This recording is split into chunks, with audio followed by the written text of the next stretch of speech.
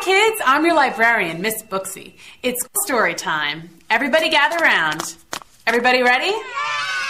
I said, is everybody ready? Yeah! Okay, then.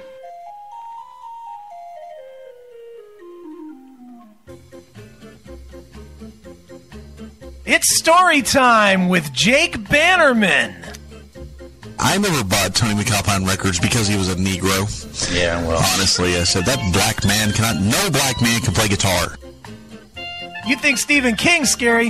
Fuck Stephen King. We've got Jake Bannerman, horror author to the stars. I would love to de-pants people on this show. So strap in, kids, and be warned, you're about to be frightened by Jake fucking Bannerman. Ooh, I'm scared already. This is definitely a scary tale we're going to read tonight. I like the fact that, look at Motorhead, I love story time. All right, kids, gather around. Gather around, kids. I like the fact that you sat here in the studio cutting that bumper. I know, it's great, isn't it? No black man can play guitar. Tony McAlpine, no black man can play guitar. Right. What a douche. Yeah, so funny. the-rev, what a dick. Yeah, nice. J.S. Bannerman. J.S. Yeah, J.S. Banner. Well, that was the-rev. This is J.S. Banner. Okay, well, this is the alter ego. That's right. All right, what does J.S. have to impart to us this evening? Well, to start, and we'll see if we even get through this whole thing, and if we do, we'll find another one. But I have found a short story that I would like to read from the book, the-pitchfork-diaries, Volume 1, by J.S. Bannerman. Does it have the word feathers or angels or wings or pus or boils in the verbiage? No, not this one. This one I do not believe is an angels one. This is just this is a love story. Hail and kill, caller. You're on the air. Hey, what's up, guys? Hey, what's up? Are you going to stop with the fucking docking thing? What the fuck is with the constant docking thing? And play some good docking. Okay, and what's good docking? Back from the Attack. Do something off of there. That new docking shit is trash. Okay. And also, you had them take over the show last week, so enough with the fucking docking. Okay. So do you like docking?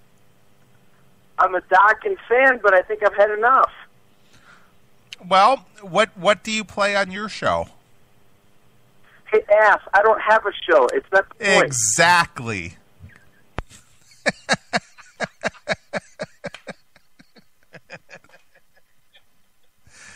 Oops.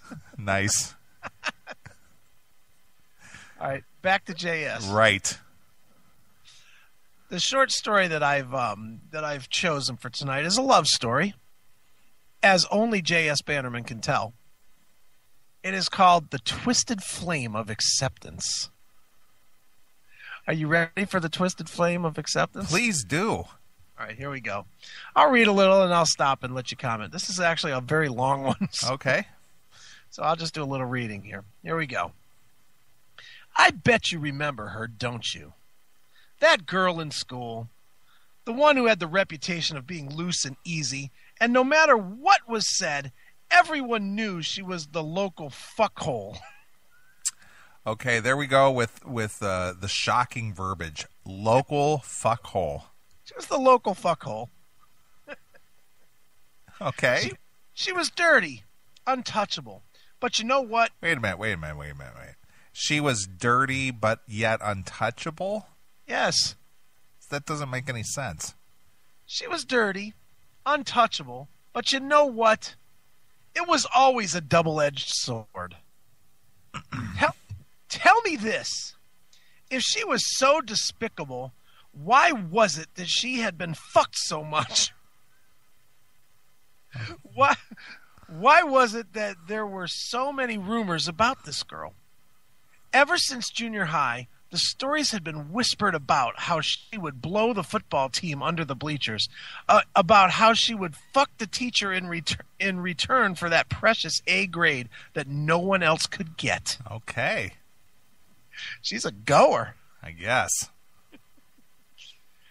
The constant and restless brutality of this soft pink creature haunts you. This soft pink creature?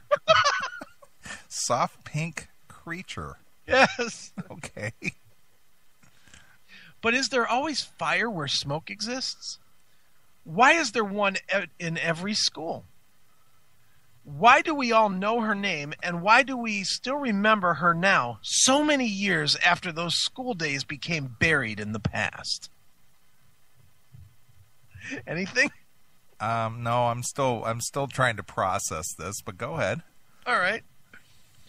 Was the girl who walked the halls of the school and the dreams of the boys as they ejaculated each night truly a slut? Was it... Oh, shit. Was it true that the cute cheerleaders and the good Catholic girls alike all envied the fact that this little whore was sliding on and off dicks as she pleased? Sliding on and off dicks.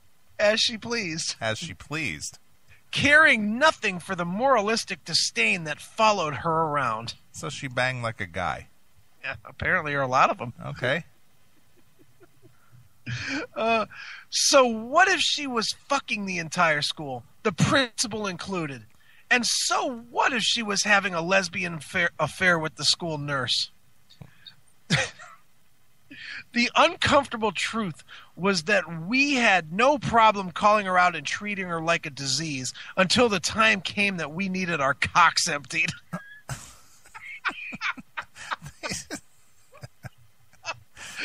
Oh, okay. He was afraid that his reputation would become tarnished because of what he was doing. He was one of the cool guys, and it was so important for him to stay that way. The fact that he was fucking this girl was something that could not be allowed to get out.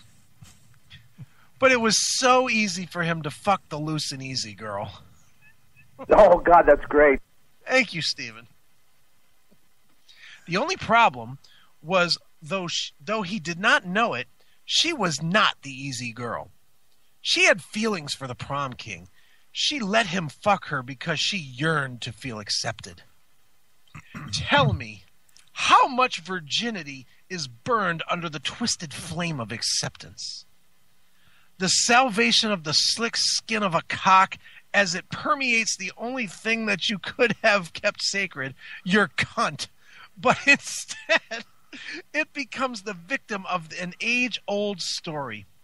The ripping walls of your vagina burn in sacrifice for high school acceptance.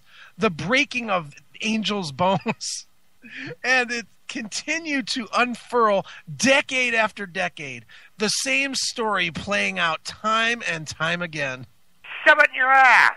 Jesus. Thank you.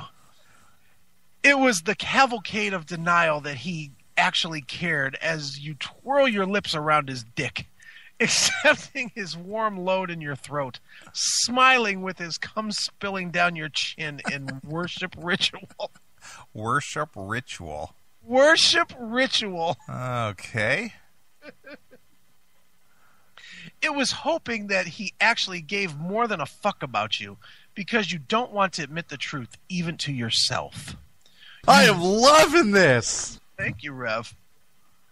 You rip and tear the final petal of that rose you wish he had bought for you, the ones that trailed up the side of your house. But instead, his sneakers crush the roses as he climbs up to destroy what little you have left. The pleasure in your pussy is nothing more than a lullaby of untruths. The pleasure in your pussy? That's what he says. The pleasure in your pussy. The pleasure in your pussy is nothing more than a lullaby of untruths. Wow. Making you fall for the world's oldest and greatest lie of all. Just ask Lilith. She fucked Adam with all that she had, but she still was replaced by that harlot Eve. Harlot, wow. Man, you are one twisted fuck. The girl who actually fucked everyone had it right. He pulled his now red and disfigured cock out from behind. Disfigured? Let me start that line again. He pulled his now red and disfigured cock out from behind the gown he wore, hidden away in the room where he was supposed to be giving a urine sample. He had already told them through his screams of pain that he couldn't do it. But as pus and blood slowly dripped from the head of his rotting cock, he tried as hard as he could to piss into the little cup, for he was desperate for this to be over and done with. I asked you if there was any pus or blood involved with this. Obviously there is. Come on, it's a love story. Yeah, so basically he caught the clap from this girl, supposedly. From this whore. Right, yeah. Exactly. Mm-hmm. The skin around the tip of his dick was cracked and ripped, reddened like the worst of all burns. But still he pushed, tears streaming from his eyes as he swore that he would never again have sex. Just another one making the all-too-predictable promise to a God that they did not believe in, turning to him only when they are falling apart. That sounds gay. Thank you there, Joe. Was that Joe? Joe and Turner? No, who was that? That was Toby. Toby. Yeah, Toby from Ed Guy. Tobias. Thanks, Toby. Toby Sammet. Toby Sammet. And whilst he winced, consumed by his agonizing pain, she lay on her bed, with tears falling softly onto her white pillowcase. Must not be at JS's house if it's a white pillowcase. Not because she knew now... Let me start that again. Not because she knew now that he did not care, but that she had done to him what she had done to so many others. All Asshole. the boys would fill...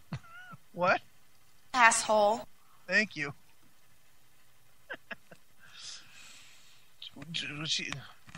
Where's me a good spot to start with this again?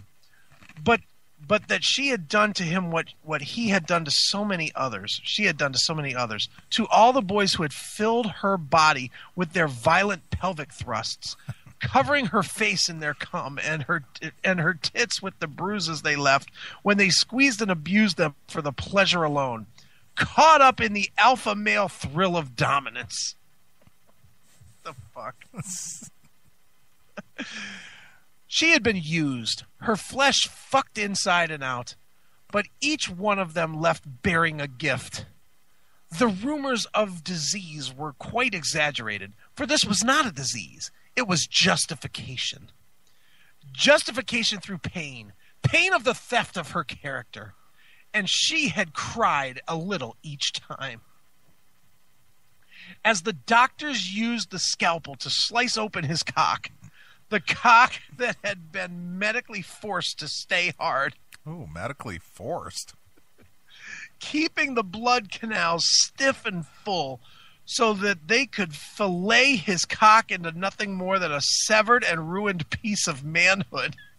How badly do you want to fuck me? The doctors recoiled. Already in shock from the amount of pus and blood streaming forth from it, they could not comprehend or explain what they saw as they removed the 6-inch rusty nail from his now sliced urethra. What? He had a rusty nail in his cock? How did that happen?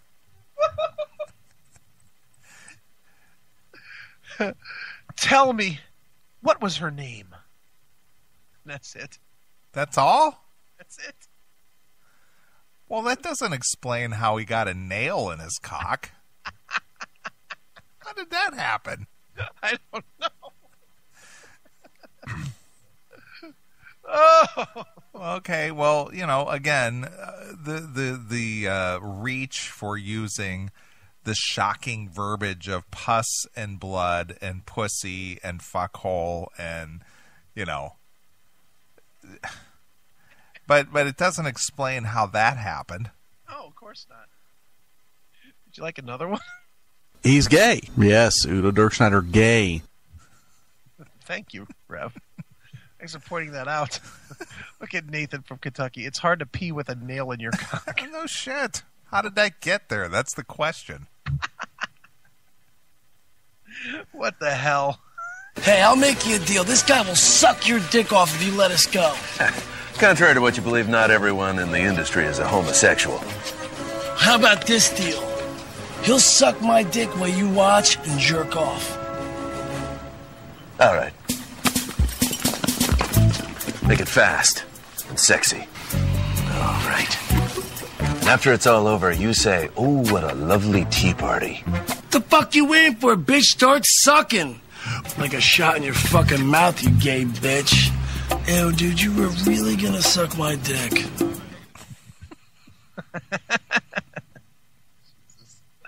Which movie was that from? That was Jay and Silent Bob Strike Back. That's a good one. Are you ready for another poem? Please do, because I can't get enough of piss and blood and let's see, what's Angels. the angels, angels, piss, blood, pus, Right. Rotting flesh, Cock. a gaping pussy. Right. So is there? Okay, please continue on with those metaphors. All right. Well, this little poem, this is a short poem, is called "The Stench of Mother Sleep." Okay. Ready? Black-hearted angels on pillowcases brush your face, tempting the land of incubi again, while the slumber of hell pulls your soul further into the neon black. It's pretty scary so far, right? Yeah, I'm shaking over here. Fear not the invalid sun. Fear more the illuminated moon. Hail and kill, caller. You're on the air. Hail and kill. I suggest we play I Come Blood by Cannibal Corpse when this is all over. Alright, hail and kill. Fuck you, pal. And kill! I come blood. I come blood. Right. Go ahead. I'll start that one paragraph over. I don't want anybody to miss anything. Fear not the invalid sun. Fear more the illuminated moon. The dark claims you like the concubine into the wings and violates. The addiction we crave, the musk of mother sleep, teach the children to walk into the dark with open arms. The closing of the hearts continues tonight. Sleep, sleep, the multitudes of sheep to the slaughter. The blades of mares so sharp to kill, this fornication of the soul that Christ approved. The taste of apples so sweet, the open flame as the clock strikes doom. What awaits you in hell is silence, controlling the volume, the cross above your head.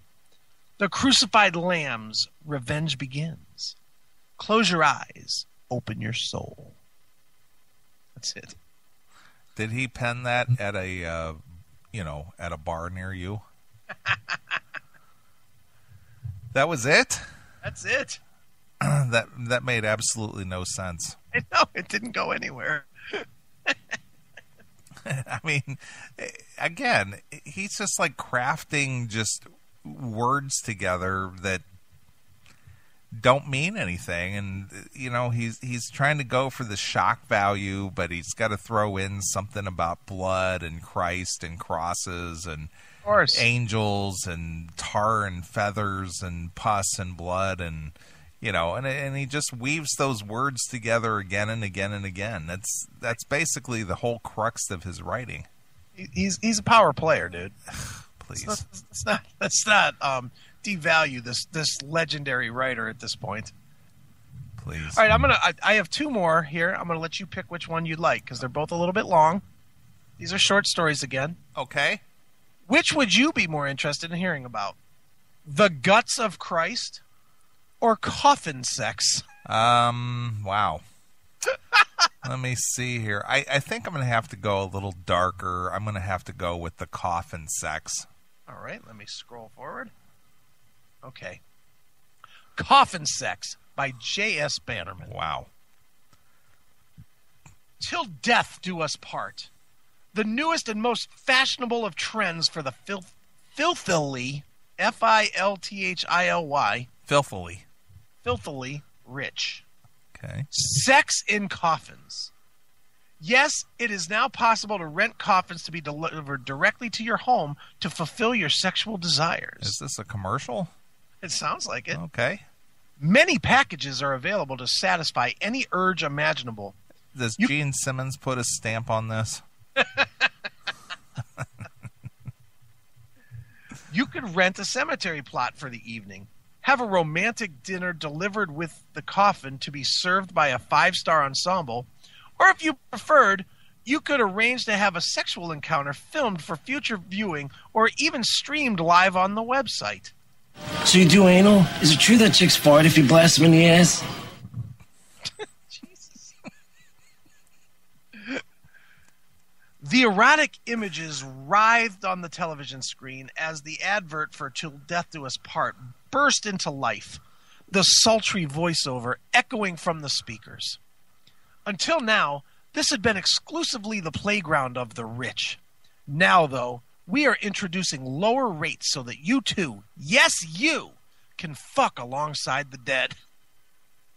I didn't know the dead was fucking, did you? I didn't know that either, You no. could fuck right alongside the dead. That's great. Okay. This month, we have our dirtiest ever special. How far are you willing to take it? Till death do you part? The girl stared wide-eyed at the television as the advert continued. We are offering $1 million to the couple who get closest on death live on television. Which couple means it the most? Which couple will take their love to the closest to death?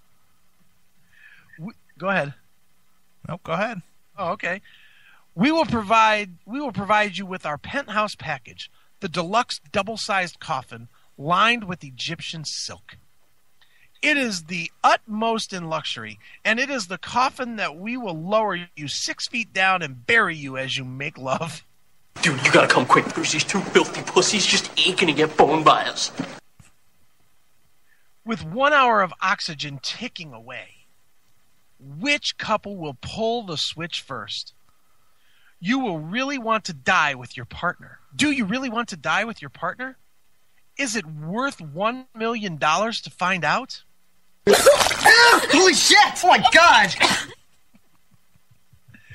When she subtly left the website open on both of her parents' laptops, they eagerly applied to be on the show, just as she had known they would, for they were desperate to take any shot to prove that they were more in love with each other than any other couple.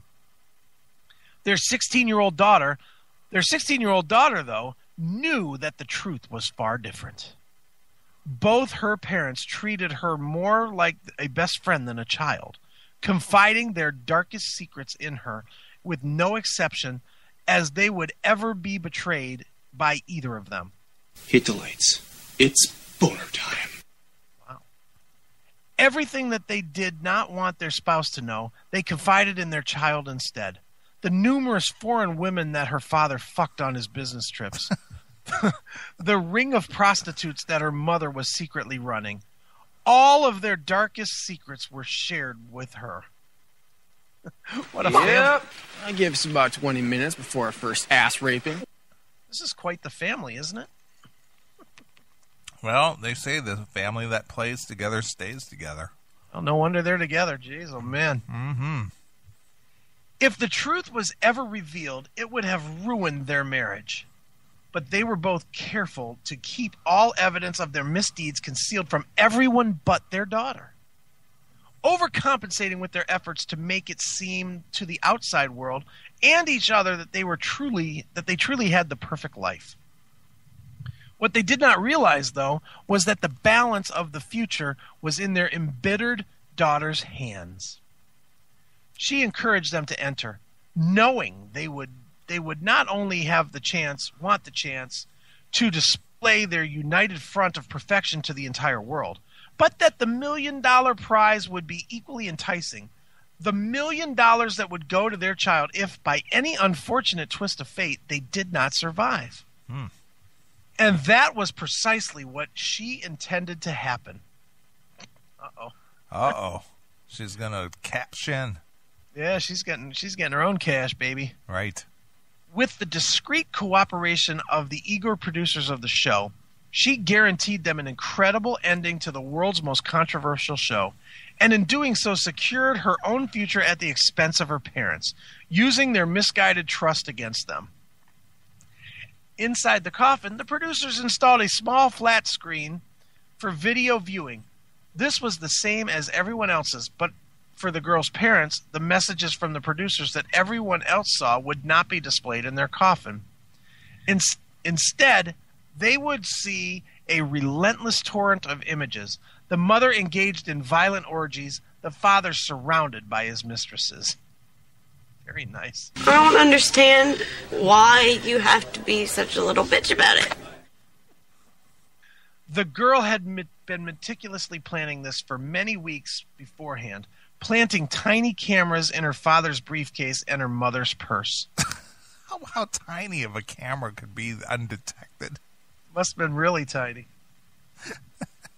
The small and imagined slights of not getting her way during their teenage years were not acceptable, and now the ultimate revenge was hers. Wow. Now, where did the 16-year-old afford technology so small that couldn't be detected and wireless on top of that? She was good, man. Apparently. Watching the tears fall as they screamed back and forth at each other, laughing delightfully as her mother punched and slapped her father, stealing precious oxygen from the air. Knowing that these could be their last moments on Earth, they ravaged each other's bodies in fury, their violent, rage-fueled sex slamming their bodies against the top of the coffin. She dragged her nails down his back, bringing blood to the surface in anger as he wrapped his hands around her throat, perhaps thinking that he could buy himself a few more minutes of life as he choked the air from her jerking body.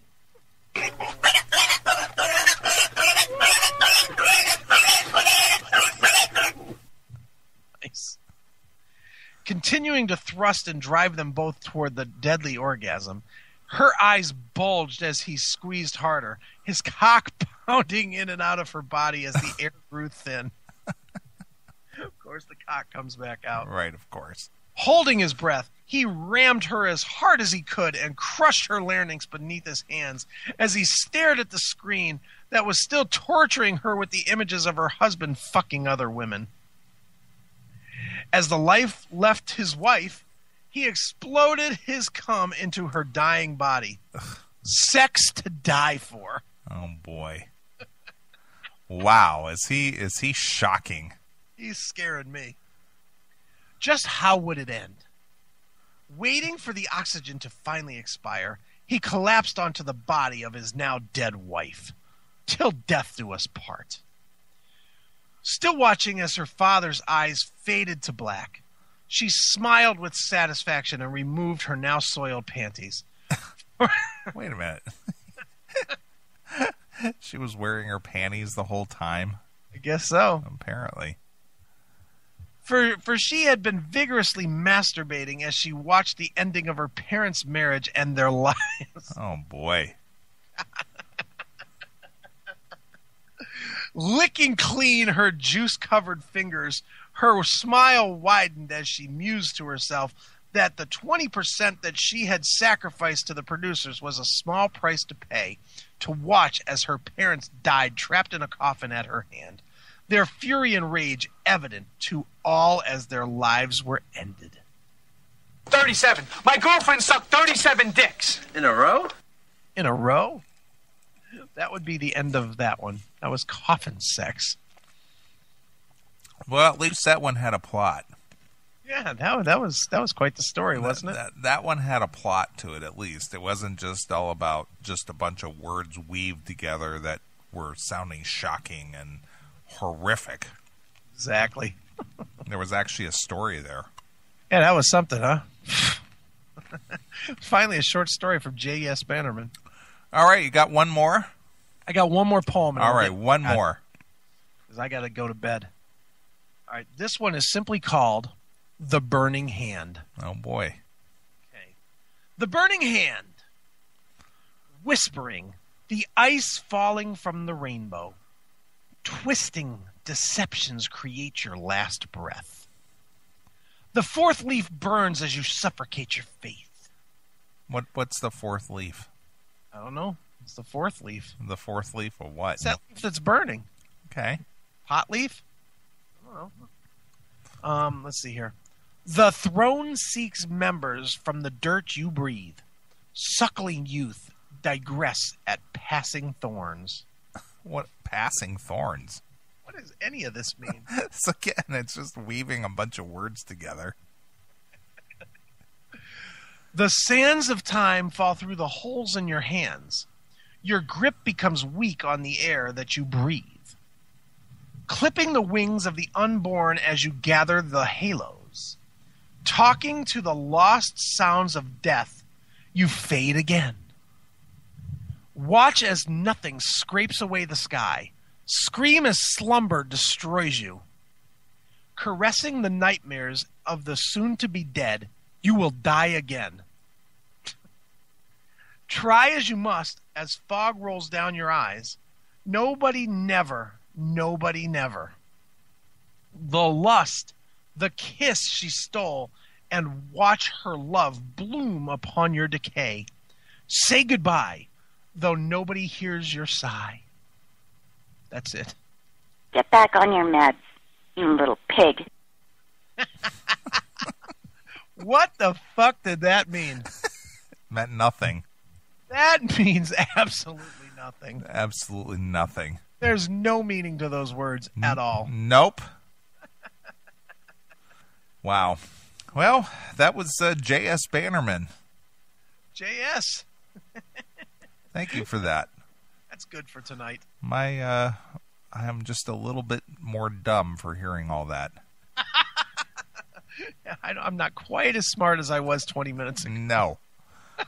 Wow. But at least we got to hear about a TV show where they fucked each other to death. Well, see, that actually, there was a story there. Not a good one, but Not a good story, but at least it wasn't just a bunch of words just randomly put together.